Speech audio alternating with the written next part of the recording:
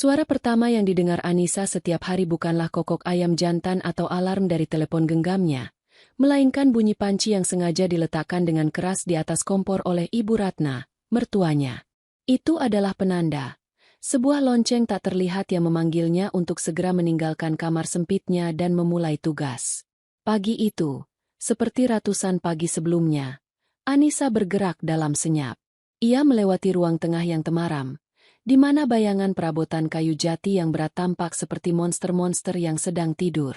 Ibu Ratna sudah duduk di meja makan, menyeruput teh hangatnya sambil menatap Anissa dengan tatapan menilai, seolah sedang menginspeksi kinerja seorang pegawai baru. "Nanti siang ada arisan," kata Ibu Ratna tanpa basa-basi. Suaranya datar, tanpa kehangatan. Ibu sudah tulis semua daftarnya di meja dapur. Jangan sampai ada yang kurang. Teman-teman ibu itu seleranya tinggi. Anissa hanya mengangguk pelan, tidak berani menatap langsung mata mertuanya. Ia menuju dapur yang sudah terasa seperti wilayah kekuasaannya, sekaligus penjaranya. Secari kertas tergeletak di atas meja. Daftar belanjaan dan menu yang panjangnya cukup untuk memberi makan 1 batalion tentara. Rendang daging, soto ayam kuah bening, sate ayam dengan bumbu kacang kental, beberapa jenis kue basah, dan es buah sebagai penutup. Anissa menarik napas dalam-dalam. Ini akan menjadi hari yang sangat panjang. Di pasar, Anissa bergerak cepat dan efisien. Ia sudah hafal di sudut mana ia bisa mendapatkan daging sapi terbaik dengan harga paling miring, atau pedagang mana yang menjual kelapa tua paling berkualitas untuk santan. Para pedagang sudah mengenalnya sebagai menantunya Bu Ratna.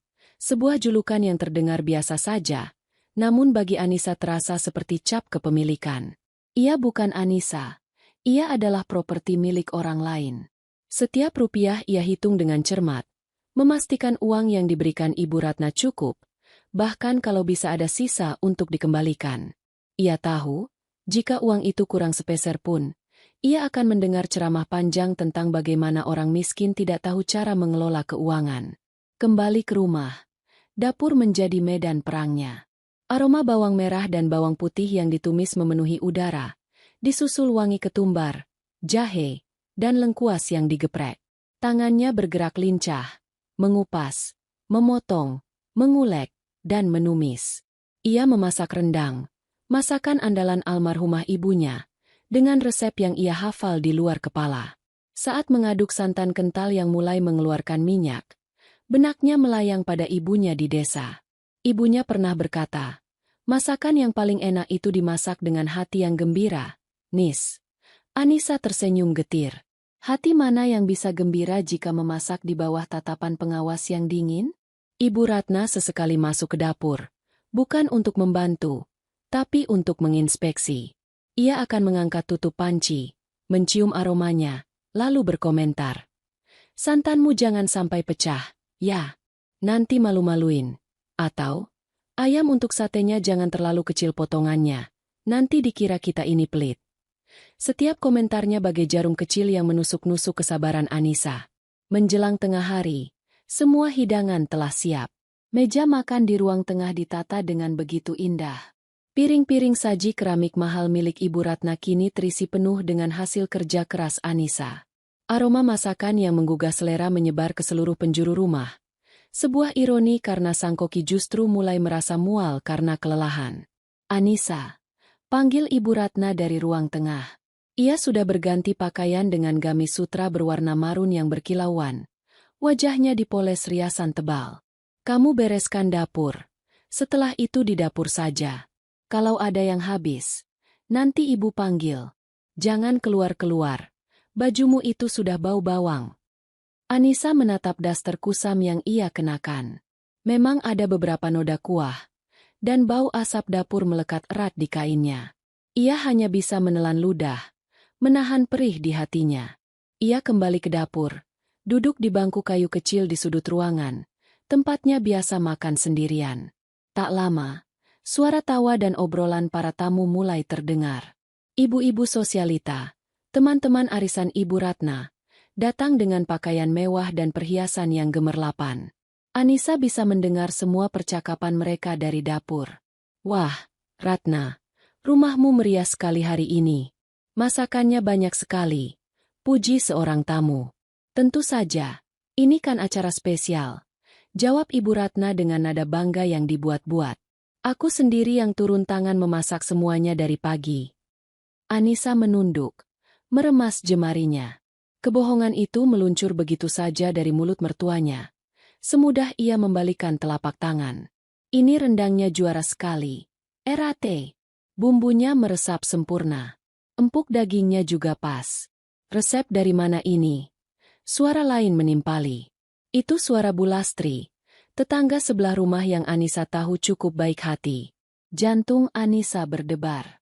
Ia menunggu jawaban mertuanya dengan napas tertahan. Ah, ini? Ini resep rahasia keluarga. Turun-temurun dari nenekku. Sahut Ibu Ratna dengan tawa renyah. Tidak sembarang orang bisa membuatnya. Di sudut dapur yang pengap, air mata Anissa akhirnya jatuh. 1 tetes, lalu 2, mengalir tanpa suara di pipinya. Itu bukan sekadar resep. Itu adalah warisan dari ibunya. Satu-satunya hal berharga yang ia bawa dari desanya, kini telah dicuri dan diakui oleh orang lain di depan banyak orang. Setiap pujian yang ditujukan untuk masakan itu terasa seperti cambukan bagi harga dirinya. Saat Bima, suaminya, pulang kerja, acara arisan sudah hampir selesai. Ia melihat Anissa di dapur sedang mencuci tumpukan piring kotor yang menggunung. Ia melihat mata istrinya yang sembab dan wajahnya yang lelah. "Sayang, kamu kenapa?" bisik Bima, mencoba memeluknya dari belakang. Anissa hanya menggeleng. Ia tidak ingin menambah beban suaminya. Bima kemudian masuk ruang tengah, menyalami beberapa tamu yang tersisa. Ia mendengar ibunya masih membanggakan keahlian memasaknya. Bima mendekati ibunya saat para tamu sudah pamit. "Ibu, kenapa Anissa tidak diajak bergabung? Dia yang sudah memasak semuanya." Protes Bima dengan suara pelan. Ibu Ratna menatapnya tajam. "Bima, jaga ucapanmu. Kamu mau ibu malu di depan teman-teman ibu? Lihat saja istrimu itu. Penampilannya seperti apa. Sudahlah, dia memang tempatnya di dapur." "Tapi itu tidak adil, Bu." "Tidak adil katamu? Yang tidak adil itu kamu. Sudah ibu sekolahkan tinggi-tinggi, kerjamu bagus. Tapi menikahnya sama perempuan desa yang tidak punya apa-apa. Harusnya kamu berterima kasih ibu mau menampungnya di sini." Balas Ibu Ratna dengan suara berbisik namun penuh penekanan. Bima terdiam. Kata-kata ibunya selalu berhasil membuatnya merasa bersalah. Ia kembali ke dapur dan mendapati Anissa masih di sana, menggosok panci rendang yang sudah kosong hingga berkilat. Bima mengambil alih spons dari tangan Anissa dan mulai membantunya mencuci. Tidak ada kata yang terucap, namun dari sentuhan lembut di bahunya dan cara Bima mengeringkan piring untuknya, Anissa tahu suaminya mengerti. Malam itu, saat mereka berbaring di kamar mereka yang sempit, Anissa memeluk Bima dengan erat. Ia tidak menangis lagi. Rasa perih itu kini berubah menjadi bara kecil, sebuah tekad yang mulai menyala dalam diam. Ia adalah serbuk intan, dan ia tidak akan selamanya membiarkan dirinya terkubur di dalam tumpukan jerami. Bara api yang menyala di hati Anissa tidak lantas membuatnya memberontak. Sebaliknya, ia menjadi lebih diam, lebih sabar, seolah sedang mengumpulkan kekuatan. Ia menjalani hari-harinya seperti biasa, melayani mertuanya dengan patuh, namun ada sesuatu yang berubah di matanya. Ada kilat keteguhan yang tidak pernah ada sebelumnya. Bima merasakannya, dan itu membuatnya semakin bertekad untuk mengubah nasib mereka. Perlakuan Ibu Ratna tidak membaik. Setelah kesuksesan arisan itu, ia justru semakin menjadi-jadi. Ia merasa di atas angin. Citranya sebagai wanita terpandang yang jago memasak sudah terbentuk di kalangan teman-temannya, dan ia menikmati pujian itu. Setiap hari, ia akan menemukan cara untuk merendahkan Anissa, seringkali di depan umum, seolah untuk menegaskan posisinya. Suatu pagi, ketika Anissa sedang menyapu teras depan, Buati, tetangga yang terkenal paling suka bergosip, berhenti di depan pagar. Ibu Ratna yang kebetulan sedang memangkas bunga di taman langsung menyambutnya dengan ramah. Anissa, yang hanya berjarak beberapa meter dari mereka, bisa mendengar percakapan mereka dengan jelas. Wah, rajin sekali menantunya, Bu Ratna. Sapa Buati, matanya melirik sinis ke arah Anissa. Ah, sudah seharusnya, jawab Ibu Ratna dengan suara yang sengaja dikeraskan. Kalau tidak begitu, mau apa lagi kerjanya? Di rumah ini kan dia cuma numpang makan dan tidur. Setidaknya harus ada gunanya. Kasihan anak saya, si Bima, banting tulang kerja dari pagi sampai malam. Uangnya habis untuk menghidupi orang yang tidak produktif. Anissa menghentikan gerakan sapunya sejenak. Dadanya terasa sesak. Kata-kata itu diucapkan begitu santai seolah ia hanyalah objek pembicaraan, bukan manusia yang punya perasaan, menusuknya hingga ke tulang. Ia pura-pura tidak mendengar, melanjutkan sapuannya dengan gerakan yang sedikit lebih kaku. Sabar ya, Bu Ratna. Memang begitu kalau dapat menantu dari desa. Tidak sepadan, timpal Buati, ikut memanaskan suasana. Itulah, makanya saya selalu bilang sama Bima, cari istri itu harus lihat bibit, bebet, dan bobotnya. Tapi ya sudahlah, nasi sudah menjadi bubur. Keluh Ibu Ratna, diakhiri dengan helaan napas yang dibuat-buat, seolah ialah korban paling menderita di dunia. Anissa cepat-cepat menyelesaikan pekerjaannya dan masuk ke dalam rumah. Ia tidak mau mendengar lebih banyak lagi. Bisikan-bisikan di belakang punggungnya itu terasa lebih menyakitkan daripada bentakan langsung. Itu adalah racun yang perlahan-lahan menggerogoti kepercayaan dirinya. Beberapa minggu kemudian, Bima pulang lebih awal dari biasanya. Wajahnya tampak cerah. Ia baru saja menerima bonus akhir tahun dari kantornya. Di tangannya, ada sebuah kantong kertas dari sebuah toko pakaian. Dengan senyum lebar, ia memberikannya pada Anissa. Untukmu, sayang, katanya. Anissa membukanya dengan ragu. Di dalamnya, terlipat dengan rapi sebuah gamis berwarna biru pastel yang sederhana namun tampak manis. Bahannya katun Jepang yang adem, dengan motif bunga-bunga kecil. Anissa tahu, gamis ini mungkin tidak semahal pakaian Ibu Ratna, tapi ia juga tahu Bima pasti memilihnya dengan sepenuh hati. Matanya berkaca-kaca. Ini adalah hadiah pertama yang ia terima dari suaminya sejak mereka tinggal di rumah ini. Terima kasih, Mas, bisik Anissa, memeluk gamis itu erat-erat. Ini indah sekali. Pakailah besok. Aku ingin melihatmu memakainya, kata Bima, mengelus rambut istrinya. Itu adalah momen kebahagiaan kecil yang langka di rumah itu. Sebuah oase di tengah gurun. Keesokan harinya, dengan hati yang sedikit berdebar, Anissa mengenakan gamis baru itu. Ia mematut diri di depan cermin tua di kamar mereka. Gamis itu pas di badannya. Warnanya membuat kulitnya tampak lebih cerah. Untuk pertama kalinya setelah sekian lama, ia merasa sedikit cantik.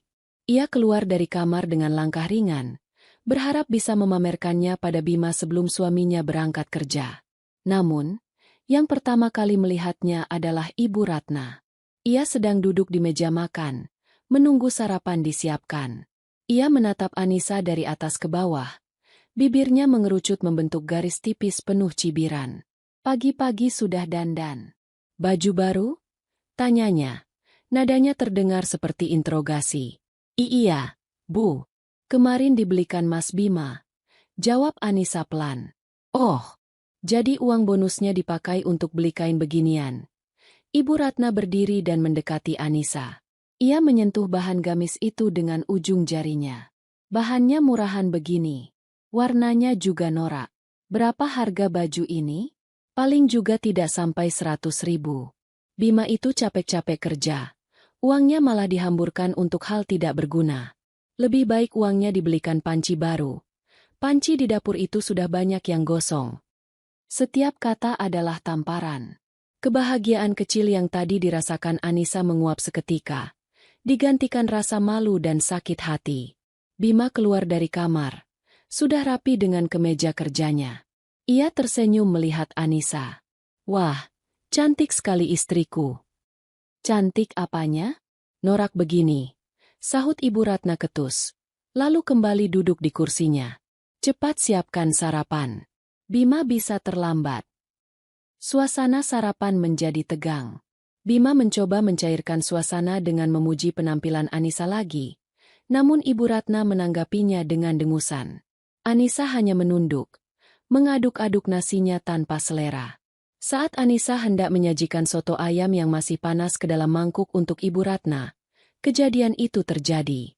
Saat ia berjalan melewati kursi mertuanya, Ibu Ratna tiba-tiba menggeser kursinya sedikit ke belakang, persis di jalur yang dilewati Anissa. Anissa yang tidak menduganya tersandung kaki kursi. Keseimbangannya goyah. Mangkuk panas di tangannya oleng, dan sebagian besar kuah soto kuning yang panas dan berminyak itu tumpah, langsung mengenai bagian depan gamis barunya. "Au!" Anissa menjerit pelan, lebih karena kaget dan perih di hatinya daripada panas di kulitnya. Kuah soto itu langsung meresap, meninggalkan noda kuning oranye yang besar dan jelek di atas kain biru pastel yang indah itu.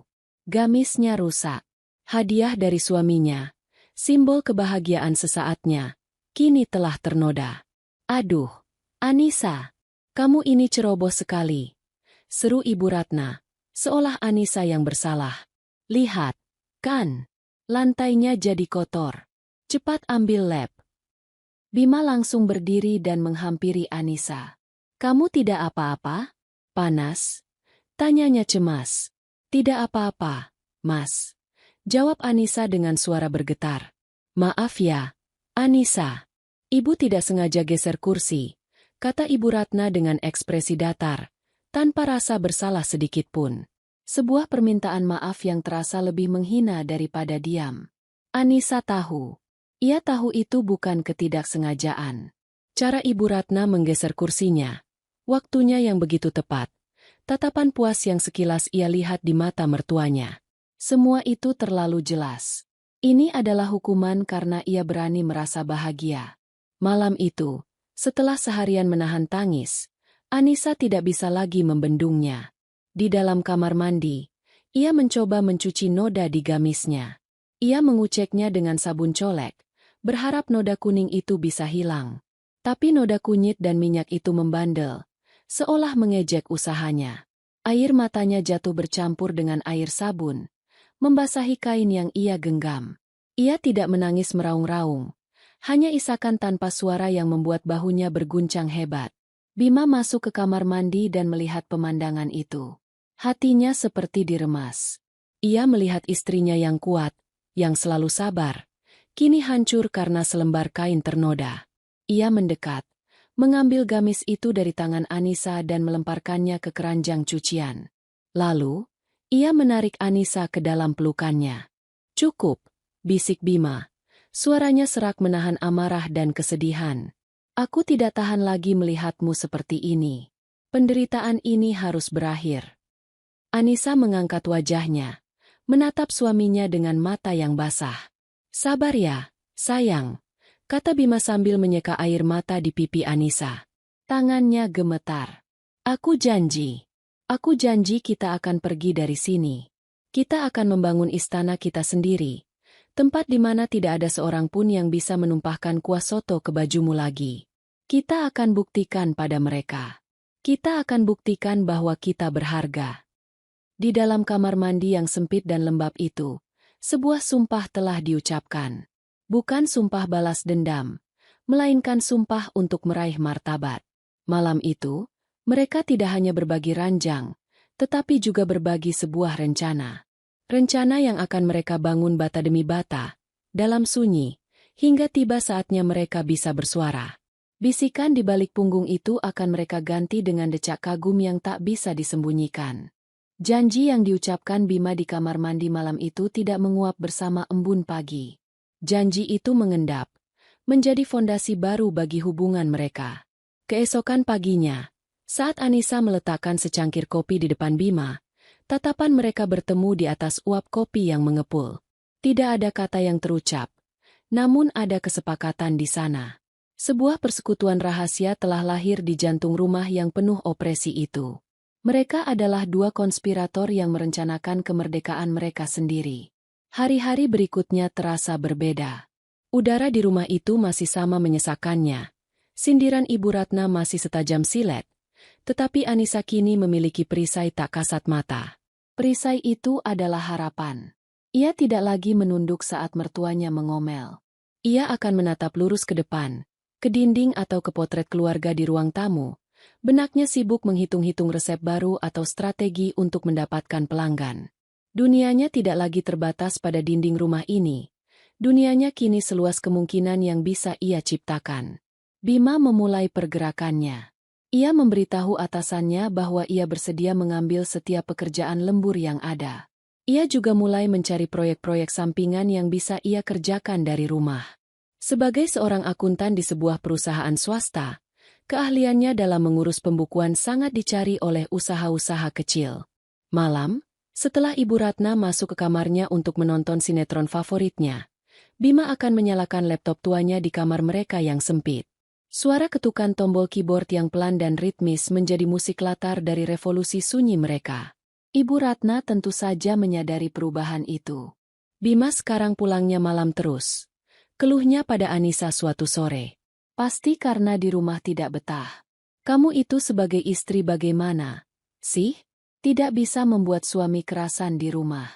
Masakmu tidak enak, ya? Anissa hanya menjawab pelan. Mas Bima sedang banyak pekerjaan di kantor, Bu. Ia tidak membantah, tidak juga mengiyakan. Ia membiarkan omelan itu lewat begitu saja, seperti angin yang tak berarti. Di sisi lain, Anissa juga memulai perangnya sendiri. Pemicunya datang dari tempat yang tak terduga. Suatu hari, Bu Lastri, tetangga baik hati yang tempo hari memuji rendangnya, mencegatnya di depan tukang sayur. Mbak Anissa, saya mau tanya, kata Bu Lastri dengan sedikit ragu. Waktu arisan di rumah Bu Ratna, itu rendangnya Mbak Anissa yang masak, kan? Saya tahu, soalnya rasanya beda, lebih otentik. Anissa terkejut sesaat, lalu tersenyum tipis. Iya, Bu. Nah, begini, minggu depan saya mau ada acara keluarga kecil-kecilan. Kalau saya pesan rendang 1 kilogram sama Mbak Anissa, bisa tidak ya? Soalnya saya sudah coba resep di internet. Gagal terus. Pinta Bu Lastri. Permintaan sederhana itu bagai percikan api yang menyentuh bahan bakar. Inilah jalannya. Tentu saja bisa, Bu, jawab Anissa. Suaranya terdengar lebih mantap dari yang ia duga. Malam itu, ia menceritakan hal tersebut pada Bima. Mata Bima berbinar. Ini kesempatan. Sayang, kita harus mulai. Tantangan pertama adalah modal dan kerahasiaan. Bima memberikan seluruh sisa uang gajinya bulan itu kepada Anissa, sekitar beberapa ratus ribu rupiah. Itu tidak banyak, tapi cukup untuk memulai. Anissa menggunakan uang itu untuk membeli bahan-bahan rendang pesanan Bu Lastri. Ia harus melakukannya diam-diam. Ia membeli daging dan bumbu di pasar yang berbeda dari pasar langganannya, agar tidak menimbulkan kecurigaan.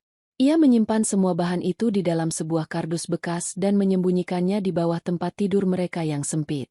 Memasaknya adalah tantangan terbesar. Ia harus menunggu momen yang tepat. Kesempatannya datang 2 hari kemudian, saat Ibu Ratna pergi mengikuti senam jantung sehat bersama teman-temannya. Begitu mobil angkutan kota yang membawa mertuanya hilang di tikungan jalan, Anissa langsung bergerak cepat. Dapur yang biasanya terasa seperti penjara, kini berubah menjadi bengkel kerja pribadinya. Ia bekerja dengan kecepatan dan presisi tinggi, mengolah daging dan bumbu dengan penuh konsentrasi. Dalam 2 jam, aroma rendang yang khas mulai menguar, memenuhi dapur. Ia cepat-cepat membuka semua jendela agar baunya tidak terlalu pekat saat mertuanya pulang. Pesanan pertama itu sukses besar. Bu Lastri sangat puas dan membayar Anissa dengan senyum lebar, ditambah bonus beberapa lembar uang. Enak sekali, Mbak. Nanti saya promosikan ke teman-teman saya yang lain. Dan promosi dari mulut ke mulut itu bekerja. Satu persatu pesanan mulai datang. Kue lapis legit, bolu gulung, bahkan nasi tumpeng mini untuk acara syukuran. Anissa menjadi semakin ahli dalam manajemen waktu dan kerahasiaan. Ia memasak di waktu-waktu yang mustahil, dini hari sebelum mertuanya bangun, atau larut malam saat semua orang sudah tertidur. Kelelahan menjadi sahabatnya, namun setiap lembar uang yang ia terima terasa seperti suntikan energi. Bima tidak tinggal diam. Ia melihat potensi yang lebih besar. Ia membuatkan sebuah akun media sosial sederhana untuk usaha istrinya, dengan nama Dapur Anissa. Ia mengambil foto-foto hasil masakan Anissa dengan kamera ponselnya, mencari sudut terbaik dan pencahayaan alami di dekat jendela kamar mereka. Foto-foto itu, meski sederhana, tampak sangat menggiurkan. Pesanan pun mulai berdatangan tidak hanya dari tetangga, tapi juga dari orang-orang di luar kompleks perumahan mereka. Bima yang akan mengurus pengantaran, seringkali ia lakukan saat jam istirahat makan siang atau sekalian jalan pulang dari kantor. Mereka adalah tim yang sempurna. Setiap malam, setelah semua pekerjaan selesai dan rumah menjadi senyap, mereka akan melakukan ritual suci mereka. Di atas lantai kamar mereka yang dingin, Bima akan mengeluarkan sebuah kaleng biskuit bekas dari kolong tempat tidur. Anissa akan mengeluarkan uang hasil penjualannya hari itu dari dompet kainnya. Mereka akan menghitungnya bersama-sama. Lembar demi lembar uang puluhan ribu dan 50-an ribu yang sedikit lecek, beberapa koin, semua terasa begitu berharga. Bima mencatat setiap pemasukan di sebuah buku tulis kecil. Hari ini dapat 300 ribu, sayang. Bisik Bima sambil tersenyum bangga. Alhamdulillah, jawab Anissa. Matanya berbinar menatap tumpukan uang di hadapannya. Uang itu bukan sekadar kertas. Itu adalah tiket mereka menuju kebebasan. Setiap lembar adalah satu bata untuk membangun kembali harga diri mereka yang pernah diinjak-injak. Tentu saja, semua itu ada harganya. Kantung mata mereka semakin menghitam. Tubuh mereka sering terasa pegal. Ada kalanya Anissa hampir ketahuan. Suatu siang, Ibu Ratna pulang lebih cepat dari pengajiannya dan mendapati Anissa sedang terburu-buru membersihkan sisa adonan kue di dapur. Bau kue dari mana ini? Tanya Ibu Ratna curiga. Oh, itu. Tadi Bu Lastri bikin kue, Bu. Mungkin baunya sampai ke sini. Jawab Anissa dengan jantung berdebar kencang. Untungnya, Ibu Ratna percaya begitu saja. Bulan demi bulan berlalu. Kaleng biskuit itu menjadi semakin berat. Suatu malam, mereka memutuskan untuk membongkar seluruh isinya. Mereka merapikan uang itu dalam tumpukan-tumpukan kecil di atas tikar. Jumlahnya jauh melampaui apa yang pernah mereka bayangkan. Cukup untuk membayar uang muka sebuah rumah kontrakan sederhana selama setahun. Anissa menatap tumpukan uang itu, lalu menatap wajah suaminya yang lelah namun penuh harapan. Air matanya menetes. Namun kali ini bukan air mata kesedihan. Ini adalah air mata kelegaan. Air mata kebanggaan. Rencana mereka yang dimulai dalam sunyi, yang dipupuk dengan keringat dan air mata, kini mulai menunjukkan hasilnya. Mereka belum sampai di tujuan, tapi mereka sudah berada di jalan yang benar. Jalan menuju pintu keluar dari neraka kecil ini. Kehidupan terus berjalan dalam ritme yang sama. Di permukaan, tidak ada yang berubah. Anissa masih menantu yang patuh, Bima masih anak yang penurut, dan Ibu Ratna masih ratu yang gemar mengkritik. Namun di bawah permukaan itu, tabungan mereka terus bertambah, dan mimpi mereka semakin mendekati kenyataan. Mereka mulai mencari-cari informasi tentang rumah kontrakan di sekitar kota, berharap bisa pindah secepatnya. Kemudian, suatu sore, sebuah peristiwa tak terduga terjadi. Sebuah mobil bak terbuka berhenti di depan rumah kosong persis di sebelah kediaman Ibu Ratna. Dua orang pria turun dan memasang spanduk besar berwarna kuning di pagarnya yang sudah berkarat. Tulisan besar berwarna merah tercetak di sana. Rumah ini dijual. Rumah itu sudah kosong selama bertahun-tahun. Sejak pemiliknya yang sudah tua meninggal dunia. Bangunannya besar, bergaya kolonial. Namun kini tampak angker karena tidak terawat. Catnya mengelupas di sana-sini. Dan halamannya ditumbuhi ilalang setinggi pinggang. Kemunculan spanduk itu langsung menjadi topik hangat di lingkungan tersebut. Dan tidak ada yang lebih antusias membahasnya selain Ibu Ratna. Baginya, ini adalah sebuah peluang. Semoga yang beli nanti orang penting. Ya, katanya pada Bima dan Anissa saat makan malam. Pengusaha sukses. Atau pejabat. Begitu. Kan lumayan. Lingkungan kita jadi ikut terangkat. Nanti ibu bisa kenalan. Jadi punya teman baru yang selevel. Setiap hari, Ibu Ratna akan menghabiskan waktu di teras, menatap rumah kosong itu sambil berandai-andai. Ia membayangkan sebuah mobil mewah akan parkir di garasinya. Ia membayangkan akan bertetangga dengan keluarga terpandang dari Jakarta. Ia bahkan sudah merencanakan kalimat sapaan pertama yang akan ia ucapkan pada tetangga barunya itu. Semua angan-angannya berpusat pada gengsi dan status sosial. Anissa dan Bima hanya mendengarkan ocehan itu dalam diam. Pada awalnya, mereka tidak terlalu memikirkannya. Fokus mereka adalah mencari kontrakan di tempat lain, jauh dari sini. Namun, suatu malam, saat mereka sedang menghitung pendapatan dapur Anissa, Bima menatap keluar jendela, ke arah rumah kosong yang gelap itu. Sebuah ide gila. Sebuah pemikiran yang begitu liar dan mustahil, tiba-tiba melintas di kepalanya. Ia menoleh pada Anissa. Ada kilat jenaka di matanya. "Sayang," katanya dengan suara berbisik. Bagaimana kalau kita yang beli rumah itu?" Anissa yang sedang mencatat angka-angka di buku kecilnya berhenti menulis. Ia menatap Bima, lalu tertawa pelan. "Mas, ada-ada saja. Uang kita mana cukup untuk beli rumah sebesar itu? Untuk kontrak saja kita masih harus menabung lagi." "Aku serius," kata Bima. Tawanya hilang, digantikan ekspresi yang lebih dalam. "Coba pikirkan. Daripada kita lari dan bersembunyi di kontrakan, bagaimana kalau kita berdiri tegak di sini? Persis di sebelahnya. Tunjukkan pada ibu hasil kerja keras kita." Anissa terdiam. Ide itu, yang awalnya terdengar seperti lelucon, kini mulai terasa berbeda. Ide itu terasa kuat, menakutkan, tapi juga sangat memikat. Pembalasan paling elegan yang tak pernah terpikirkan olehnya. "Tapi harganya, Mas?" "Kita cari tahu dulu," potong Bima. Tidak ada salahnya bertanya. Keesokan harinya, Bima dengan hati-hati mencatat nomor telepon yang ada di spanduk. Ia menelepon agen properti itu dari kantornya, menggunakan nama samaran.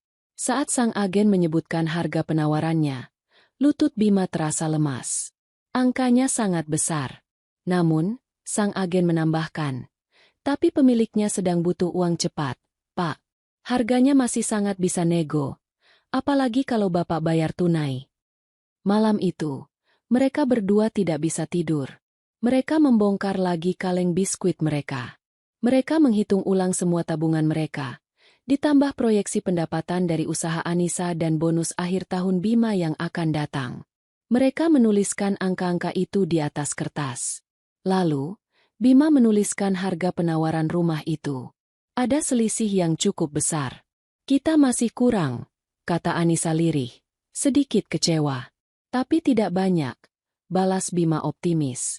"Aku punya tabungan pendidikan yang dulu dibuatkan almarhum Bapak. Tidak pernah aku sentuh.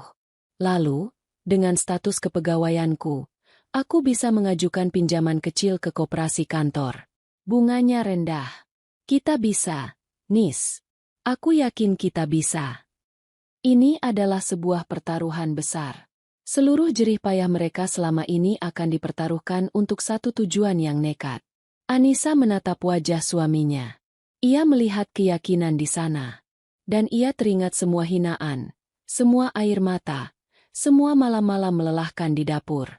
Rasa takutnya perlahan sirna, digantikan oleh gelombang keberanian yang dingin dan mantap. "Lakukan, Mas," kata Anissa, suaranya tegas. "Ini bukan lagi tentang lari.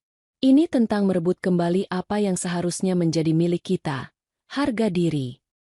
Proses negosiasi dan transaksi dilakukan dalam kerahasiaan penuh. Bima menjadi aktor yang ulung. Ia bertemu dengan agen properti di luar kota. Ia mengurus semua dokumen di sela-sela jam kerjanya.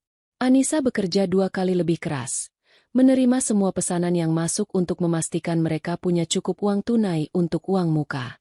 Beberapa kali mereka nyaris ketahuan, seperti saat Bima tanpa sengaja meninggalkan brosur pinjaman koperasi di meja kamar, dan Anissa harus cepat-cepat menyembunyikannya sebelum Ibu Ratna masuk. Akhirnya, hari itu tiba. Akta jual beli telah ditandatangani. Rumah tua di sebelah itu kini resmi menjadi milik mereka. Rasanya surreal. Tahap berikutnya adalah renovasi. Mereka tidak bisa muncul begitu saja. Mereka menyewa seorang kontraktor kepercayaan teman kantor Bima. Kepada para tetangga, sang kontraktor hanya mengatakan bahwa pemilik barunya adalah seorang pengusaha muda dari luar kota yang ingin rumahnya siap huni sebelum ia pindah. Ibu Ratna adalah orang yang paling bersemangat. Setiap hari ia akan mengawasi pekerjaan para tukang dari balik gorden jendela kamarnya. Lihat, Anissa. Mereka mengganti semua kusennya dengan kayu jati. Serunya suatu hari. Wah, pagarnya dibuat tinggi dan modern. Pasti orang kaya sekali ini. Komentarnya di lain waktu. Ia terus-menerus membual kepada Buati dan tetangga lainnya tentang calon tetangga barunya yang misterius dan hebat, tanpa menyadari bahwa ia sedang memuji hasil kerja keras anak dan menantunya sendiri. Ironi itu begitu kental hingga Anissa kadang harus menahan senyum saat melayani mertuanya. 3 bulan berlalu. Renovasi besar-besaran itu akhirnya selesai. Rumah tua yang angker itu telah bertransformasi menjadi sebuah hunian modern minimalis yang indah dan megah. Ket putih bersihnya berkilau di bawah sinar matahari. Kontras dengan rumah Ibu Ratna yang mulai tampak kusam. Hari pindahan pun ditetapkan. Hanya sebuah truk kecil yang datang di pagi hari, membawa beberapa perabotan baru yang mereka beli. Lalu, menjelang sore, sebuah mobil SUV berwarna hitam metalik yang masih mengkilap berhenti tepat di depan gerbang rumah baru itu. Seluruh lingkungan menahan napas. Ibu Ratna, yang sudah menunggu momen ini selama berbulan-bulan, berdiri di teras rumahnya dengan senyum terbaiknya, siap menyambut sang tetangga idaman. Ia memegang sapu lidi, pura-pura sedang menyapu agar tampak santai. Pintu mobil di sisi pengemudi terbuka. Yang keluar adalah Bima, mengenakan kemeja polo bersih dan celana bahan yang rapi. Ia tampak berbeda, lebih percaya diri. Ia berjalan memutar untuk membukakan pintu penumpang. Lalu, Anissa melangkah keluar. Ia tidak lagi mengenakan daster kusam. Ia memakai tunik berwarna krem yang elegan dan celana panjang yang pas di kakinya, dengan jilbab yang serasi. Ia berdiri tegak di samping suaminya, menatap rumah baru mereka dengan senyum tipis yang penuh kemenangan. Di seberang jalan, di teras rumahnya, senyum di wajah Ibu Ratna membeku. Matanya membelalak, mulutnya sedikit terbuka. Otaknya berusaha keras memproses pemandangan yang mustahil ini. Ia melihat anak dan menantunya, yang selama ini ia anggap sebagai benalu, kini berdiri sebagai pemilik istana baru di sebelahnya. Dunianya seakan runtuh dalam sekejap. Genggaman tangannya pada sapu lidi melemah. Krak! Sapu itu jatuh ke lantai teras dengan suara yang terdengar begitu keras di tengah keheningan sore itu. Dunia Ibu Ratna seakan berhenti berputar pada detik itu. Suara sapu lidi yang jatuh ke lantai terasnya sendiri terdengar seperti bunyi gong yang menandai akhir dari sebuah era. Era di mana ia adalah penguasa absolut, dan Anissa adalah subjeknya yang tak berdaya. Kini, pemandangan di hadapannya meruntuhkan semua tatanan itu. Anak lelakinya yang ia anggap masih dalam genggamannya, dan menantu perempuannya yang ia anggap tak lebih dari debu, kini berdiri sebagai raja dan ratu di istana baru mereka. Ia tidak sanggup menatap lebih lama lagi. Dengan gerakan kaku seperti robot, ia membalikkan badan, masuk ke dalam rumah, dan membanting pintu dengan keras. Suara bantingan itu memecah keheningan, membuat beberapa tetangga yang sedang menonton drama gratis itu tersentak kaget. Di dalam rumahnya yang kini terasa gelap dan sempit, Ibu Ratna bersandar di balik pintu, napasnya terengah-engah seolah baru saja berlari maraton. Berbagai pertanyaan berkecamuk di benaknya, saling bertabrakan seperti badai. Dari mana mereka dapat uang? Bagaimana mungkin? Bima memang punya pekerjaan bagus, tapi gajinya tidak mungkin cukup untuk membeli dan merenovasi rumah semewah ini dalam waktu singkat. Dan Anissa? Perempuan desa itu? Mustahil. Pikirannya yang dipenuhi prasangka langsung melompat pada kesimpulan-kesimpulan tergelap. Pesugihan. Pasti mereka memelihara tuyul. Atau Anissa menjadi simpanan seorang pejabat kaya. Otaknya menolak untuk menerima kemungkinan bahwa mereka berhasil melalui kerja keras dan kecerdasan, karena mengakui hal itu berarti mengakui bahwa penilaiannya selama ini salah total. Di luar, Anissa dan Bima mengabaikan drama pintu yang dibanting itu. Mereka tahu itu akan terjadi. Sebaliknya, Mereka tersenyum ramah kepada para tetangga yang masih mematung di pekarangan rumah masing-masing. "Assalamualaikum, Bapak, Ibu," sapa Bima dengan suara tenang dan jelas. "Maaf kalau selama ini proses renovasinya sedikit berisik. Perkenalkan, kami tetangga baru di sini." Bu Lastri adalah yang pertama kali pulih dari keterkejutannya. Ia melangkah maju dengan senyum lebar. "Waalaikumsalam, Mas Bima, Mbak Anissa." "Ya ampun, jadi kalian yang beli rumah ini? Subhanallah, bagus sekali rumahnya. Selamat ya." Satu persatu, tetangga lain pun ikut menyahut, memberikan ucapan selamat. Ada nada keheranan dalam suara mereka, tapi juga kekaguman. Anissa, yang dulu hanya berani menunduk dan membalas sapaan dengan gumaman, kini menjawab setiap ucapan selamat dengan senyum tulus dan tatapan mata yang percaya diri. Transformasinya begitu nyata, dan semua orang bisa melihatnya. Hari-hari pertama mereka sebagai tetangga Ibu Ratna adalah sebuah perang psikologis tanpa senjata. Anissa dan Bima tidak pernah sekalipun menyindir atau memprovokasi. Kekuatan mereka terletak pada kebahagiaan mereka yang otentik. Pagi hari, Bima akan mencuci mobil barunya di halaman depan sambil bersenandung kecil. Sore hari, Anissa akan menyiram taman kecilnya yang kini dipenuhi pot-pot bunga aneka warna. Kadang, mereka akan duduk berdua di teras modern mereka, minum teh dan mengobrol sambil tertawa. Pagar pembatas antara kedua rumah, yang sengaja mereka buat tidak terlalu tinggi dan dihiasi tanaman rambat yang indah, menjadi sebuah panggung. Panggung di mana semua kebahagiaan mereka dipertontonkan secara alami. Bagi Ibu Ratna, pagar itu bukan pemisah, melainkan sebuah layar bioskop yang tanpa henti memutar film tentang kegagalannya sendiri. Setiap suara tawa dari rumah sebelah terasa seperti ejekan. Setiap pemandangan harmonis terasa seperti tusukan jarum. Rumahnya sendiri, yang dulu menjadi kebanggaannya, kini terasa seperti penjara yang suram dan sepi. Gosip di kalangan tetangga pun mulai berubah arah. Di warung sayur, topik pembicaraan bukan lagi tentang menantu malang Bu Ratna, melainkan kisah sukses Mas Bima dan Mbak Anissa. "Hebat ya mereka, masih muda sudah bisa punya rumah sendiri," kata seorang ibu. "Katanya sih, Mbak Anissa itu pintar sekali masak. Punya usaha catering online yang laris manis." Timpal Bu Lastri, yang kini bertindak seperti juru bicara tidak resmi bagi Anissa. "Saya sudah sering pesan. Memang enak sekali masakannya." "Pantas saja. Berarti mereka itu pekerja keras." "Ya, bukan seperti yang dulu sering dibilang Bu Ratna," sahut yang lain, mulai menghubungkan titik-titik. Narasi tentang Anissa telah berbalik 180 derajat. Dari perempuan desa tak berdaya menjadi pengusaha kuliner yang sukses. Dan seiring dengan naiknya citra Anissa, citra Ibu Ratna pun merosot tajam. Orang-orang mulai mengingat kembali semua keluhan dan sindirannya di masa lalu, dan kini mereka melihatnya bukan sebagai keluhan, melainkan sebagai fitnah yang didasari oleh iri hati. Ibu Ratna merasakan perubahan itu. Saat ia mencoba bergabung dengan obrolan di warung sayur, suasana mendadak menjadi canggung. Saat ia mencoba memulai gosip tentang dari mana Anissa mendapatkan uangnya, para tetangga hanya menanggapinya dengan senyum tipis dan segera pamit dengan berbagai alasan. Ia terisolasi. Sumber kekuatannya, yaitu pengakuan sosial dan kemampuannya untuk mengendalikan narasi, telah direnggut darinya. Pukulan tanpa suara yang paling telak bagi Ibu Ratna adalah kebaikan hati Anissa. Suatu sore, saat hujan deras, Ibu Ratna panik karena atap di ruang tamunya bocor. Ia sedang sibuk menadahi air dengan ember saat bel rumahnya berbunyi. Dengan wajah masam, ia membuka pintu. Di depannya berdiri Anissa, memegang payung besar.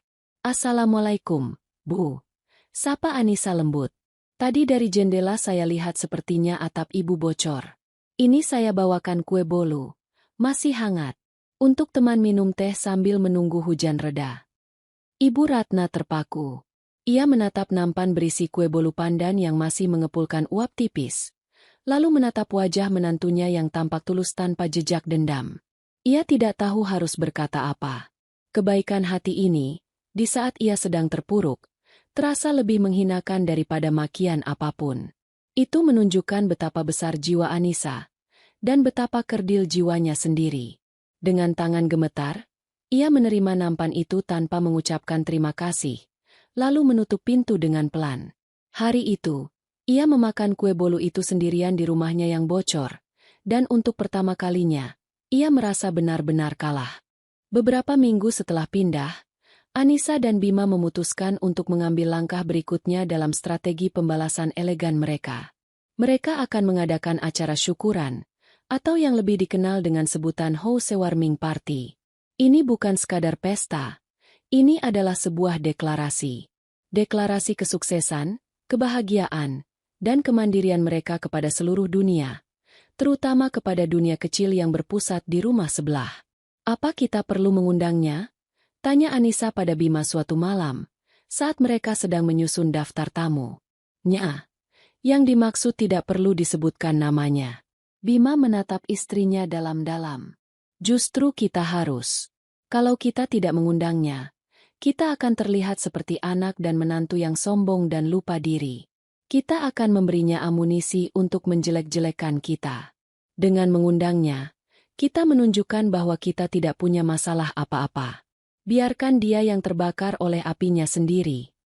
Anissa mengangguk. Ia mengerti logika suaminya. Ini adalah catur, dan mereka harus selangkah lebih maju. Tugas untuk mengantarkan undangan itu jatuh ke tangan Bima. Suatu sore, ia mengetuk pintu rumah ibunya. Butuh waktu beberapa saat sebelum pintu itu terbuka sedikit, menampakkan wajah Ibu Ratna yang kuyu dan penuh curiga. Ada apa? Tanyanya ketus. Assalamualaikum, Bu. Sapa Bima, menyodorkan sebuah amplop berwarna krem. Aku dan Anissa mau mengadakan syukuran kecil-kecilan hari Sabtu besok. Kami harap Ibu bisa datang. Ibu Ratna menatap amplop itu seolah sebuah surat panggilan dari pengadilan. Hatinya berkecamuk. Sebagian dari dirinya, yang didominasi oleh gengsi, ingin merobek undangan itu dan membanting pintu. Tapi sebagian dirinya yang lain, yang dipenuhi rasa penasaran dan ketakutan akan dikucilkan, tahu bahwa ia harus datang.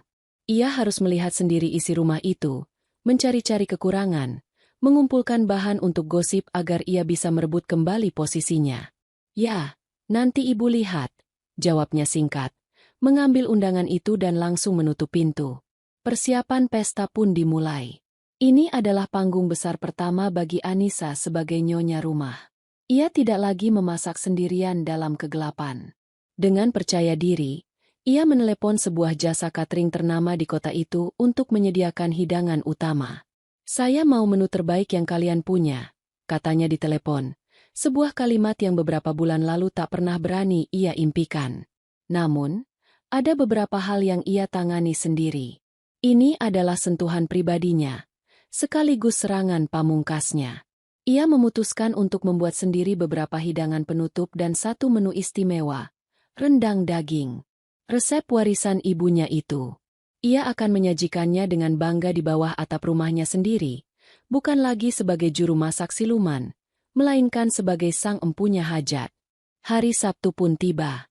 Sejak sore, rumah Anissa dan Bima sudah ramai. Taman mereka yang asri diubah menjadi area penerima tamu dengan lampu-lampu gantung yang hangat. Alunan musik instrumental yang lembut mengalir dari pengeras suara tersembunyi. Seluruh tetangga datang. Wajah mereka penuh kekaguman saat melangkah masuk ke dalam rumah yang interiornya ditata dengan selera tinggi. Anissa tampil memukau.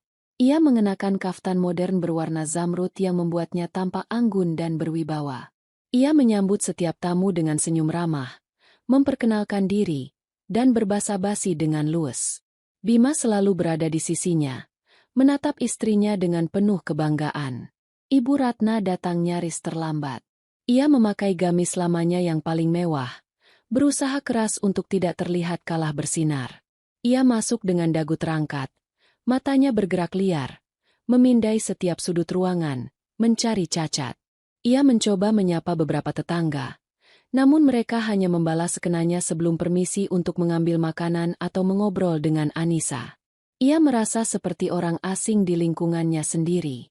Ia akhirnya memilih duduk di sebuah kursi di pojok, menjadi penonton yang getir. Puncak acara adalah saat Bima mengambil mikrofon. Semua mata tertuju padanya. Assalamualaikum warahmatullahi wabarakatuh. Bima memulai. Bapak, Ibu, teman-teman semua, terima kasih banyak sudah bersedia hadir di syukuran rumah kami. Rumah ini, bagi kami, bukan sekadar bangunan. Ini adalah buah dari mimpi, kerja keras, dan doa yang tak pernah putus. Ia berhenti sejenak. Matanya mencari sosok Anissa di antara kerumunan. Banyak yang mungkin bertanya-tanya, bagaimana kami bisa sampai di titik ini? Dan malam ini, saya ingin memberikan semua penghargaan kepada satu orang yang menjadi alasan di balik semua ini. Ia mengulurkan tangannya pada Anissa. Istri saya tercinta, Anissa. Semua orang bertepuk tangan. Anissa tersenyum. Sedikit malu namun matanya berkaca-kaca. Bima melanjutkan. Suaranya terdengar lebih mantap. Saat banyak orang mungkin meremehkannya, ia tidak pernah berhenti percaya pada kemampuannya. Dengan keahlian memasaknya, ia memulai sebuah bisnis catering dari nol, dari dapur yang sempit, dengan modal tekad. Setiap rupiah yang membangun rumah ini adalah tetesan keringatnya. Dialah otak, hati, dan jiwa dari semua yang kami miliki hari ini. Terima kasih, sayang, karena telah menjadi partner terhebat. Pidato itu adalah sebuah bom atom yang dijatuhkan dengan senyuman. Bima tidak menyebut nama ibunya, tidak menyinggung perlakuan buruk di masa lalu. Ia hanya mengatakan kebenaran. Dan kebenaran itu, di hadapan semua orang, secara telak menghancurkan semua fitnah dan narasi bohong yang pernah disebarkan oleh Ibu Ratna. Semua orang kini tahu, Anissa bukan benalu. Ia adalah pohonnya. Setelah tepuk tangan mereda, para tamu menyerbu Anissa, memberikan selamat dan pujian.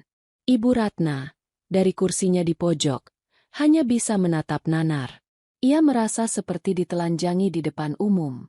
Sebagai penutup, para pramusaji dari catering mulai menyajikan hidangan istimewa. Endang. Bu Lastri yang pertama mencicipinya. Mbak Anissa, serunya cukup keras. Ini rendangnya. Rasa yang ini saya kenal. Ini persis seperti rendang di acara arisan Bu Ratna waktu itu. Wah, jadi benar-benar ini resep andalan Mbak Anissa. Ya, pantas saja tak ada duanya. Beberapa tamu lain yang juga hadir di arisan itu mengangguk setuju. Pernyataan Bu Lastri yang polos itu adalah paku terakhir yang menancap di peti mati harga diri Ibu Ratna. Kebohongannya terbongkar tuntas. Ia tidak sanggup lagi. Dengan gerakan cepat, ia berdiri dan berjalan keluar dari pesta itu tanpa pamit pada siapapun. Wajahnya merah pada menahan amarah dan malu yang tak terhingga. Malam itu, setelah tamu terakhir pulang, Anissa dan Bima berdiri di teras mereka yang luas, menatap rumah sebelah yang kini gelap gulita dan senyap. Mereka telah memenangkan sebuah pertempuran besar, bukan dengan teriakan, melainkan dengan kebenaran yang disajikan di atas piring saji yang indah. Gaung dari pesta syukuran itu tidak reda dalam semalam. Sebaliknya, ia bergema di setiap sudut lingkungan perumahan itu selama berhari-hari. Di warung sayur, di pos ronda, saat ibu-ibu menyapu teras di pagi hari, kisah tentang pidato Bima dan kesuksesan Anissa menjadi topik utama. Cerita itu menyebar dengan cepat, dibumbui dengan kekaguman dan sedikit rasa bersalah dari mereka yang dulu ikut-ikutan meremehkan Anissa. Kebenaran, yang disuarakan dengan lantang di tengah pesta, kini menjadi fakta yang diterima umum. Anissa dan Bima tidak membiarkan momentum itu berhenti. Mereka mengerti bahwa sebuah kemenangan harus dirawat agar tidak layu. Anissa tahu bahwa senjata paling ampuh untuk melumpuhkan kebencian adalah dengan membangun benteng kebaikan yang tak tertembus. Ia memulainya dengan sebuah tradisi kecil. Setiap hari Jumat, ia akan memasak dalam porsi besar. Kadang nasi kuning lengkap dengan lauknya, kadang bubur Manado yang hangat, kadang aneka kue basah yang berwarna-warni. Lalu, menjelang siang, ia dan Bima akan berkeliling kompleks, membagikan makanan itu dari rumah ke rumah dalam wadah-wadah kecil. Jumat berkah, Bu, kata Anissa sambil tersenyum saat memberikan satu wadah kepada Buati, tetangga yang dulu paling sering bergosip dengki bersama Ibu Ratna. Buati menerima wadah itu dengan tangan yang sedikit gemetar. Wajahnya penuh rasa malu dan tak enak hati. Aduh, Mbak Anissa, terima kasih banyak. Jadi merepotkan. Tidak ada yang repot, Bu. Hanya berbagi sedikit rezeki. Jawab Anissa tulus. Sentuhan personal itu, keramahan yang datang langsung dari pintu ke pintu, meluluhkan hati yang paling keras sekalipun. Para tetangga tidak hanya menerima makanan, mereka menerima perhatian. Mereka melihat Anissa, sang nyonya besar, di rumah baru yang megah, tidak segan turun langsung untuk menyapa mereka. Citranya sebagai pribadi yang hangat dan rendah hati pun semakin kokoh. Langkah Anissa selanjutnya bahkan lebih cerdas. Ia melihat bahwa kegiatan ibu-ibu di kompleks itu hanya sebatas arisan dan senam. Ia memutuskan untuk mengadakan pengajian rutin khusus perempuan setiap 2 minggu sekali di rumahnya. Ia mengundang seorang ustazah muda yang ceramahnya menyejukkan hati. Untuk acara pertama, Anissa secara khusus datang ke rumah mertuanya untuk mengantarkan undangan lisan. Assalamualaikum, Bu. Hari Kamis sore nanti saya mau adakan pengajian di rumah. Kalau ibu tidak sibuk, datang ya, kata Anissa dengan sopan. Ibu Ratna, yang sedang duduk sendirian di terasnya yang sepi, hanya bergumam tidak jelas tanpa menatap Anissa. Ia tentu saja tidak datang. Gengsinya terlalu tinggi untuk duduk mendengarkan ceramah di rumah menantu yang dibencinya. Ketidakhadirannya justru menjadi bumerang. Pengajian pertama itu sukses besar. Rumah Anissa penuh sesak. Ia menyajikan aneka kue buatannya sendiri dan teh jahe hangat. Suasananya begitu akrab dan nyaman. Para ibu merasa diterima dengan baik. Setelah ceramah selesai, mereka tidak langsung pulang, melainkan duduk mengobrol, berbagi cerita, dan tertawa bersama. Rumah Anissa telah menjadi pusat sosial dan spiritual yang baru di lingkungan itu. Sebuah peran yang dulu selalu coba dipegang oleh Ibu Ratna melalui arisannya yang penuh gengsi. Dari dalam rumahnya, Ibu Ratna bisa mendengar lantunan salawat dan tawa para perempuan. Setiap suara itu bagai sembilu yang mengiris hatinya. Ia tahu nama-nama mereka. Itu adalah orang-orang yang dulu menjadi pengikutnya, yang dulu mendengarkan setiap keluh kesahnya tentang Anissa. Kini, mereka semua berkumpul di rumah musuhnya, menikmati kebaikan hati musuhnya. Kontras antara kedua rumah menjadi semakin tajam. Rumah Anissa adalah rumah dengan pintu terbuka. Selalu ada saja tetangga yang mampir untuk sekadar menyapa atau meminta resep. Sementara rumah Ibu Ratna semakin tertutup. Gordennya selalu ditarik rapat, seolah ingin menolak dunia luar. Sikapnya pun menjadi semakin masam. Suatu hari, bola plastik milik anak-anak yang sedang bermain tanpa sengaja melompat masuk ke pekarangannya. Ibu Ratna keluar sambil berteriak-teriak, memarahi anak-anak itu dan menolak mengembalikan bola mereka. Insiden kecil itu disaksikan beberapa tetangga dan semakin memperkuat citranya sebagai nenek sihir yang pahit dan kesepian. Puncak dari kampanye kebaikan Anissa terjadi saat Buati, sang mantan sekutu mertuanya, mendapat musibah. Suaminya jatuh sakit dan harus dirawat di rumah sakit selama beberapa hari. Mendengar kabar itu, Anissa tidak hanya mengucapkan bela sungkawa. Sore itu juga, ia datang ke rumah Buati sambil membawa rantang 3 susun berisi nasi, sayur sop, dan ayam goreng. Buati pasti lelah dan tidak sempat memasak, kata Anissa lembut. Ini untuk makan malam ibu dan anak-anak. Jangan sungkan. Kalau butuh apa-apa, panggil saja saya. Buati menangis terharu. Ia memeluk Anissa dengan erat. Terima kasih, Mbak. Mbak Anissa orang baik. Saya minta maaf untuk semuanya. Permintaan maaf yang tulus itu adalah tanda kemenangan mutlak. Anissa telah berhasil menaklukkan wilayah musuh bukan dengan kekuatan, melainkan dengan kelembutan. Sejak saat itu, Ibu Ratna benar-benar sendirian. Tidak ada lagi teman mengobrol di pagi hari. Tidak ada lagi yang mendengarkan keluhannya. Para tetangga akan menyapanya dengan singkat jika berpapasan, hanya demi sopan santun, lalu bergegas pergi. Ia menjadi hantu di lingkungannya sendiri. Bab itu ditutup pada suatu Kamis sore. Pengajian rutin di rumah Anissa baru saja selesai. Para ibu berjalan keluar sambil tersenyum, masing-masing membawa sebuah kantong kertas kecil berisi oleh-oleh kue dari Anissa. Mereka berhenti sejenak di depan gerbang, masih asyik mengobrol dan tertawa, menciptakan pemandangan komunitas yang hangat. Dari balik jendela kamarnya, Ibu Ratna menyaksikan semuanya. Ia melihat Anissa berdiri di ambang pintu, melambaikan tangan pada teman-teman barunya dengan senyum yang begitu tulus dan bercahaya. Setelah para tamu pergi dan jalanan kembali sepi, hanya ada keheningan yang tersisa. Keheningan yang begitu pekat dan berat di dalam rumah Ibu Ratna, seolah menyedot semua udara dan kehidupan. Senjatanya telah dilucuti, pasukannya telah membelot. Ia kini seorang jenderal tanpa tentara, terkurung di dalam bentengnya yang dingin dan sepi.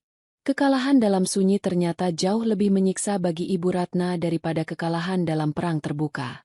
Setiap hari adalah pengingat akan statusnya yang kini terbuang. Ia melihat Anissa semakin bersinar, sementara dirinya semakin tenggelam dalam kepahitan. Ia butuh sesuatu untuk disalahkan, butuh musuh yang nyata untuk diserang, karena ia tidak sanggup menghadapi kenyataan bahwa biang keladi dari penderitaannya adalah dirinya sendiri. Pemicu ledakan terakhirnya datang dalam bentuk selembar surat edaran dari Ketua RT. Surat itu mengumumkan rencana kegiatan untuk merayakan Hari Kemerdekaan tanggal 17 Agustus. Di bagian bawah surat, tercantum nama-nama panitia. Dan di sana, tertulis dengan jelas, Koordinator Seksi Konsumsi dan Acara Ibu-Ibu, Ibu Anissa Bima. Saat membaca nama itu, sesuatu di dalam diri Ibu Ratna patah. Sebuah posisi terhormat, sebuah tanda kepercayaan dari seluruh warga. Posisi yang ia dambakan selama bertahun-tahun, kini jatuh ke tangan perempuan yang ia anggap sampah. Menantunya, yang dulu hanya layak berada di dapur untuk mencuci piring kotornya, kini akan mengatur dan memimpin semua ibu-ibu di lingkungannya.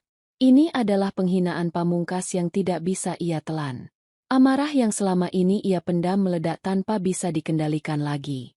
Semua logika dan akal sehatnya lenyap, digantikan oleh keyakinan membabi buta bahwa Anissa adalah penipu ulung. Semua kebaikan itu pasti hanya topeng.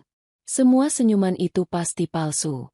Ia harus membongkar topeng itu, sekarang juga. Dengan langkah-langkah yang didorong oleh amarah murni, Ibu Ratna keluar dari rumahnya. Ia tidak peduli dengan penampilannya yang acak-acakan. Ia berjalan lurus menyeberangi halaman rumput yang memisahkan mereka, menuju rumah Anissa. Tujuannya hanya satu, konfrontasi. Ia menemukan Anissa sedang berada di taman samping rumahnya, dengan santai memangkas daun-daun kering dari tanaman mawar kesayangannya. Anissa mengenakan pakaian rumah yang nyaman, rambutnya dicepol seadanya, dan ada sedikit noda tanah di pipinya. Ia tampak begitu damai, begitu tenang. Pemandangan itu justru semakin menyulut api di dada Ibu Ratna. "Anissa!" teriak Ibu Ratna. Suaranya serak dan bergetar karena emosi. Anissa menoleh, sedikit terkejut. Ia meletakkan gunting tanamannya. "Iya, Bu? Ada apa?" "Jangan pura-pura tidak tahu. Aku sudah muak dengan semua sandiwaramu." Ibu Ratna kini berdiri di hadapan Anissa, menunjuk-nunjuk dengan telunjuknya yang gemetar. "Kamu pikir aku bodoh? Kamu pikir semua orang bodoh?" Teriakan itu cukup keras untuk menarik perhatian. Beberapa tetangga yang kebetulan berada di luar rumah mulai menoleh. Anissa tetap tenang. "Sandiwara apa, Bu? Saya tidak mengerti." "Jangan berakting. Semua ini." Ibu Ratna mengayunkan tangannya, menunjuk rumah mewah dan taman yang indah. "Rumah ini, mobil itu, semua pujian dari tetangga. Kamu dapat dari mana semua ini dengan begitu cepat? Kamu pasti pakai cara kotor. Kamu pakai pesugihan, kan? Atau kamu jadi simpanan pejabat? Lalu uang haramnya kamu pakai untuk membohongi anakku." Tuduhan-tuduhan keji itu dimuntahkan tanpa jeda. Napas Ibu Ratna terengah-engah. Wajahnya memerah. Anissa mendengarkan semua itu tanpa menyela. Matanya menatap lurus ke arah mertuanya. Tidak dengan kebencian, melainkan dengan semacam rasa kasihan yang dalam. Ia membiarkan Ibu Ratna mengeluarkan semua racun di dalam hatinya. Beberapa tetangga, termasuk Bu Lastri dan Bu Wati, kini sudah mendekat, berdiri di jarak yang aman namun cukup dekat untuk mendengar segalanya. Mereka menjadi saksi mata dari kehancuran seorang wanita. Setelah Ibu Ratna kehabisan kata-kata dan hanya bisa terengah-engah, Anissa akhirnya angkat bicara. Suaranya tidak bergetar. Suaranya pelan, jelas. Namun setiap katanya memiliki bobot sebuah batu besar. Sudah selesai, Bu? Tanyanya dengan lembut. Lalu, ia melanjutkan. Ibu bertanya saya dapat dari mana semua ini? Ibu ingin tahu rahasianya. Anissa mengambil satu langkah lebih dekat. Rezeki ini datang dari setiap tetes keringat saat saya memasak di dapur ibu dari subuh sampai tengah malam. Rezeki ini datang dari setiap rasa lelah saat saya harus mencuci tumpukan piring kotor bekas arisan ibu sendirian. Rezeki ini datang dari setiap air mata yang saya telan saat ibu menghina saya di depan orang lain. Suara Anissa tetap pelan, namun nadanya kini setajam baja. Dulu, saat saya masih menumpang di rumah ibu, saya memang miskin harta. Tapi saya tidak pernah mencuri. Saya tidak pernah memakai cara kotor. Doa saya di setiap sujud saya saat itu hanya dua. Beri saya kesabaran, dan tunjukkan jalan keluar. Dan Tuhan menjawab doa saya. Bu. Tuhan menjawabnya dengan semua ini. Ia menatap lurus ke mata Ibu Ratna. Sebuah tatapan yang menelanjangi jiwa. Jadi, jika ibu menuduh saya memakai cara haram, ibu salah. Semua ini 100% halal. Ini adalah buah dari kesabaran yang dulu setiap hari ibu uji. Ini adalah jawaban dari Tuhan atas perlakuan ibu terhadap saya. Mungkin, ibu seharusnya tidak kaget. Bukankah ini yang dinamakan hukum tabur tuai? Hening. Kata-kata Anissa, yang diucapkan tanpa amarah, tanpa teriakan, justru menjadi pukulan yang paling mematikan. Itu adalah kebenaran yang tak terbantahkan. Para tetangga yang mendengarnya hanya bisa terdiam, merinding. Mereka melihat seorang wanita yang hancur karena kebenciannya sendiri, dan seorang wanita lain yang membangun istana di atas puing-puing penderitaannya. Ibu Ratna membeku. Ia tidak punya apa-apa lagi untuk dikatakan. Semua senjatanya telah tumpul. Semua tuduhannya telah dipatahkan oleh kebenaran yang menyakitkan. Ia menatap wajah-wajah tetangganya, dan yang ia lihat bukanlah dukungan, melainkan cemoohan, kasihan, dan penghakiman. Ia telah menelanjangi kebusukan hatinya sendiri di depan umum. Dengan sisa-sisa tenaga yang ia miliki, ia berbalik. Tanpa sepatah kata pun, ia berjalan gontai kembali ke rumahnya. Setiap langkah terasa begitu berat, seolah ia sedang memikul beban rasa malu seluruh dunia di punggungnya. Pintu rumahnya tertutup pelan di belakangnya, bukan dengan bantingan amarah, melainkan dengan suara kekalahan yang final. Konfrontasi telah berakhir. Konfrontasi di taman itu tidak berakhir saat Ibu Ratna menutup pintunya. Justru, itulah awal dari babak terakhir penderitaannya. Keheningan yang ditinggalkannya di luar segera diisi oleh bisikan-bisikan para tetangga. Mereka tidak perlu lagi menebak-nebak. Mereka telah melihat dan mendengar semuanya dengan mata dan telinga mereka sendiri. Mereka menyaksikan kemarahan yang buta dan tuduhan yang keji, dan mereka mendengar jawaban Anissa yang tenang, logis, dan menyentuh. Kisah pertikaian itu menyebar lebih cepat daripada api di musim kemarau. Setiap orang menceritakannya kembali dengan versi mereka sendiri, namun intinya selalu sama. Ibu Ratna telah menunjukkan watak aslinya yang penuh kedengkian, dan Anissa telah membuktikan dirinya sebagai sosok yang sabar dan berjiwa besar. Bu Lastri, saat berbelanja di warung sayur, berkata pada semua yang mau mendengar. Saya merinding mendengarnya. Jawaban Mbak Anissa itu, ya ampun, sopan tapi tajam sekali. Langsung membuat Bu Ratna tidak bisa berkata apa-apa. Bu Wati, yang dulu menjadi kaki tangan Ibu Ratna, kini menjadi pembela Anissa yang paling gigih. Saya dari dulu sudah curiga. Tidak mungkin orang sebaik Mbak Anissa itu seperti yang diceritakan Bu Ratna. Ternyata benar, kan? Bu Ratna itu hanya iri. Hatinya penuh penyakit. Ibu Ratna menjadi paria. Julukan-julukan baru melekat padanya. Si nenek dengki. Ratu drama yang kalah. Ia tidak lagi bisa keluar rumah tanpa merasakan tatapan tajam atau melihat orang-orang tiba-tiba berhenti bicara saat ia lewat.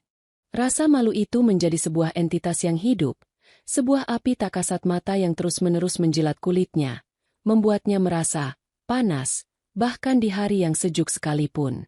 Rumahnya, yang dulu adalah singgasananya, kini berubah menjadi sel penjara.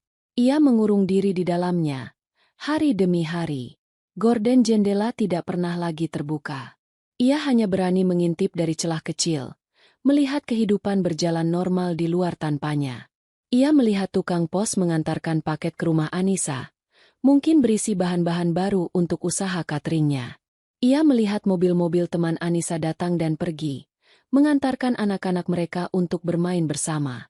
Ia melihat Bima dan Anissa menanam pohon mangga kecil di halaman depan rumah mereka, sebuah simbol investasi untuk masa depan. Setiap pemandangan itu adalah siksaan. Setiap suara dari rumah sebelah adalah derita. Suara tawa Anissa saat berbicara di telepon. Suara Bima memanggil istrinya dengan panggilan sayang. Bahkan suara lantunan ayat suci dari pengajian rutin yang terus berlanjut tanpa kehadirannya. Semua itu menjadi soundtrack dari kegagalannya. Ia mencoba menyalakan televisi dengan volume keras untuk menenggelamkan suara-suara itu, tapi sia-sia. Suara kebahagiaan tetangganya menembus dinding, meresap ke dalam tulangnya.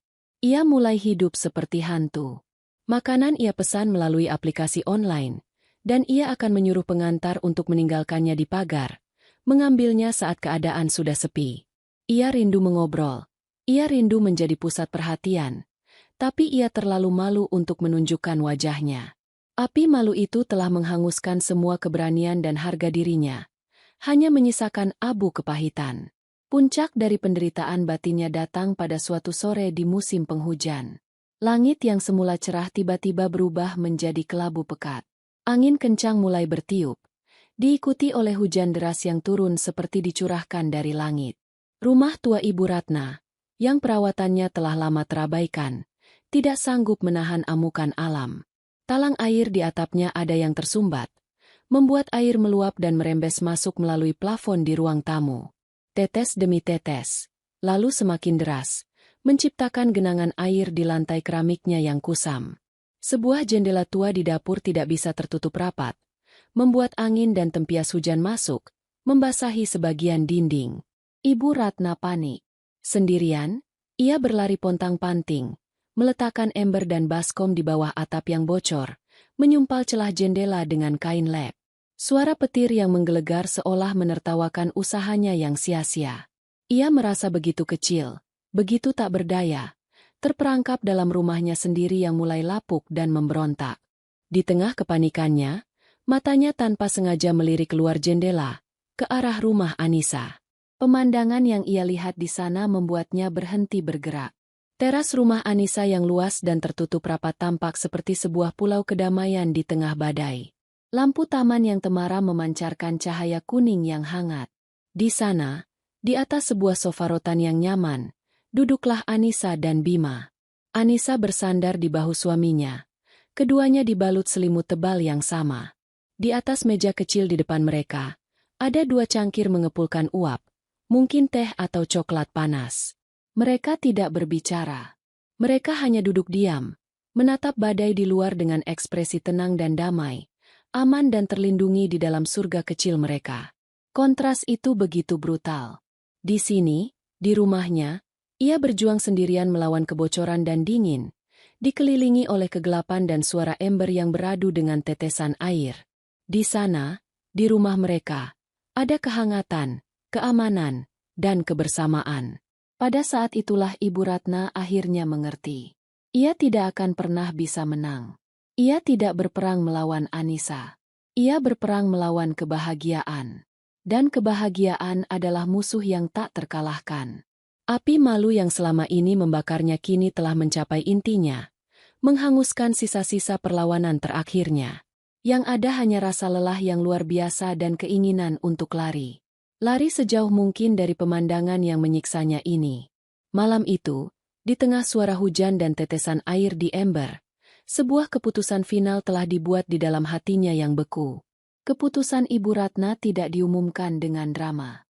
Keputusan itu merayap dalam keheningan, dieksekusi dengan gerakan-gerakan rahasia seorang buronan. Keesokan paginya setelah badai, ia menelepon seorang kerabat jauh yang tinggal di kota lain. Dengan menelan ludah dan membuang semua sisa gengsinya, ia bertanya apakah ia boleh menumpang tinggal untuk sementara waktu. Kerabatnya, yang mungkin lebih banyak merasa kasihan daripada senang, mengiyakan. Telepon kedua ia lakukan ke sebuah agen properti kecil dan tidak terkenal. "Saya mau jual rumah," katanya dengan suara datar. "Tidak perlu pasang harga tinggi. Yang penting cepat laku. Uangnya tunai, urus secepatnya." Ia tidak peduli lagi dengan keuntungan. Yang ia inginkan hanyalah pergi. Seminggu kemudian, pada suatu pagi yang cerah, sebuah truk pindahan tua yang sudah berkarat berhenti di depan rumah Ibu Ratna. Bukan truk besar dan gagah seperti saat Anissa pindah, melainkan truk kecil yang tampak sama lelahnya dengan pemilik barang yang akan diangkutnya. Dua orang kuli angkut mulai bekerja dalam diam, mengeluarkan perabotan-perabotan lama yang tampak usang di bawah sinar matahari. Para tetangga memperhatikan dari balik jendela mereka. Tidak ada yang keluar untuk menonton. Tidak ada lagi rasa penasaran atau keinginan untuk bergosip. Yang ada hanyalah perasaan aneh. Sebuah kesaksian atas akhir sebuah cerita. Kepergian Ibu Ratna terasa seperti sebuah keniscayaan. Sebuah kesimpulan yang sudah lama tertulis. Ibu Ratna sendiri baru keluar dari rumah saat truk itu sudah hampir penuh. Ia mengenakan gamis terusan berwarna gelap dan sebuah topi lebar yang menutupi sebagian besar wajahnya. Ia berjalan cepat menuju mobil travel yang sudah menunggunya. Kepalanya terus menunduk, menghindari tatapan mata dari siapapun. Ia tidak pamit pada Bu Lastri, tidak melambai pada Buati, tidak mengucapkan sepatah kata pun. Ia pergi seperti seorang pencuri di siang bolong, melarikan diri dari tempat kejadian perkara kejahatan hatinya sendiri. Anissa dan Bima sedang berada di teras saat mereka melihat mobil travel itu melaju pelan, menjauh, lalu hilang di tikungan jalan. Mereka saling berpandangan. Tidak ada senyum kemenangan di wajah mereka. Tidak ada sorak-sorai. Yang ada hanyalah helaan napas panjang yang dilepaskan bersamaan. Sebuah beban yang selama ini menekan pundak mereka akhirnya terangkat. Anissa menatap rumah kosong di sebelahnya. Kini hanya sebuah bangunan bisu.